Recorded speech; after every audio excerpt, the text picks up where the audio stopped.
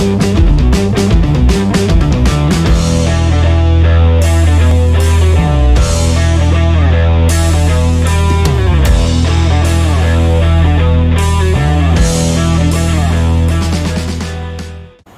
it's Steve from KME. Not much has been happening with the BMW Rallycar lately. We went to the dyno with it, found it had an engine miss, and I'm going to have to pull the cams out and the lifters out to chase that down, so that's got to happen. What I have been doing is rebuilding my workshop.